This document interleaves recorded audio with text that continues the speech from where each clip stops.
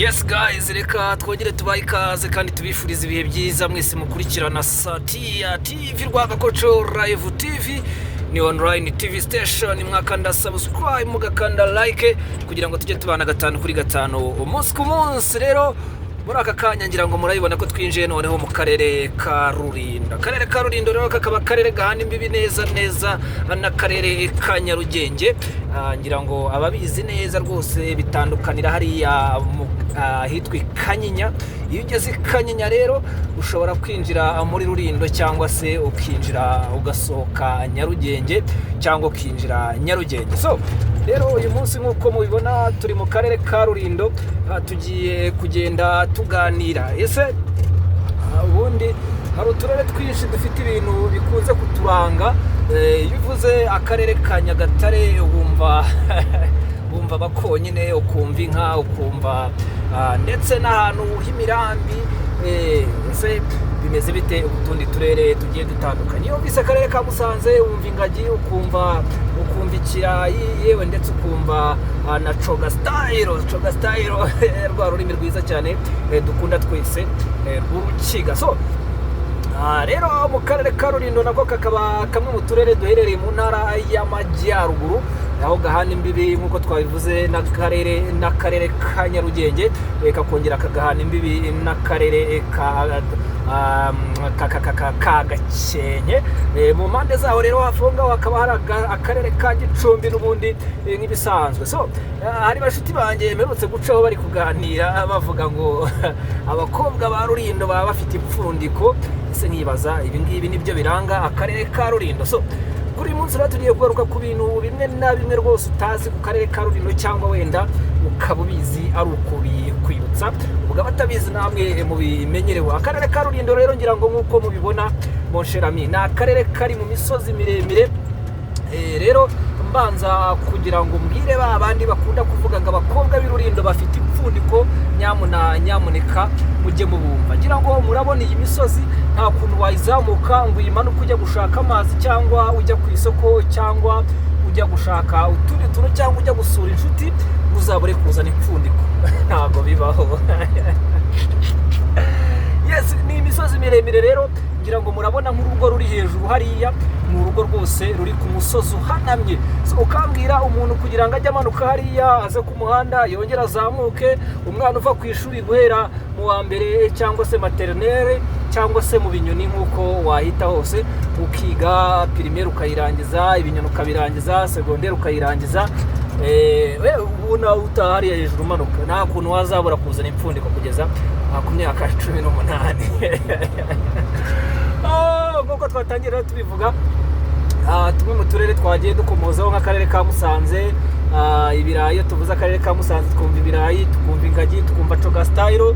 Twavuga akarere ka Nyagatare tukumva n'ubundi inka, ndetse tukumva abakonyine, tukumva yes, tukumva n'ibindi bintu byinshi cyane bigiye bitandukanye.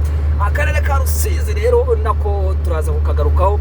Ese iyo tuvuze akarere ka Rusizi wumva iki? Akarere ka Rusizi rero ngira ngo nk'uko mubizi buriya, yaba umugore, umugabo, umukobwa, umusore, abantu bakomoka muri kariya gace ka Rusizi ni abantu baba bazi guhiga ifaranga mu sherami.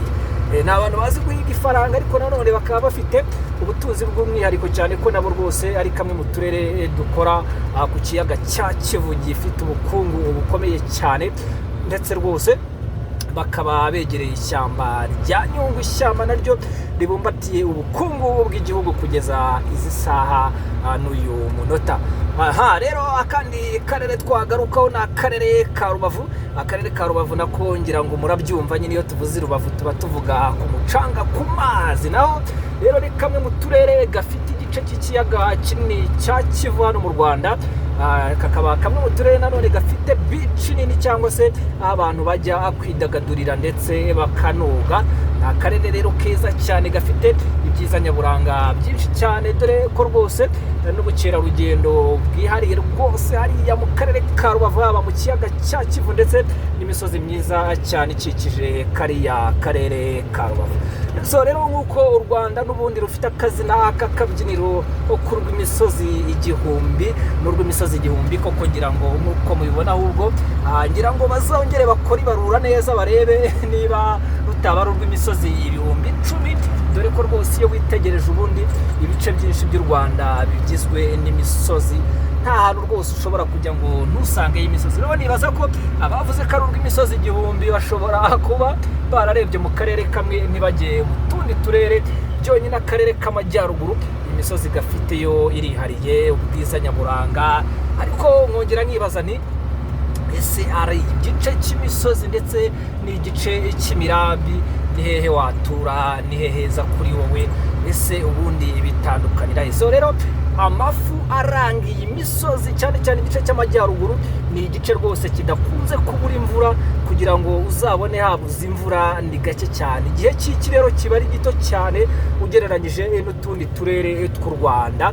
Ayo ngayo ni amajyaruguru. Amajyaruguru akaba ahera hano mu karere ka Rulindo, ugakomeza ku karere ka Gakenke, ukazamuka hariya rwose mu karere ka Gicumbi, ugakomeza hariya mu karere ka Musanze, za Burera ndetse rwose Nyabihu.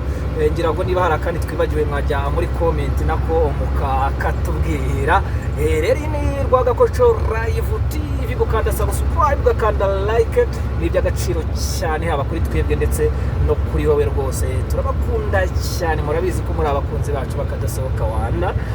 Rero abakobwa mufite impfundiko rwose nabibabwiye bantu banjye, ntabwo wazamuka umusozi ngo umanuke 1 2 3 utarazana impfundiko.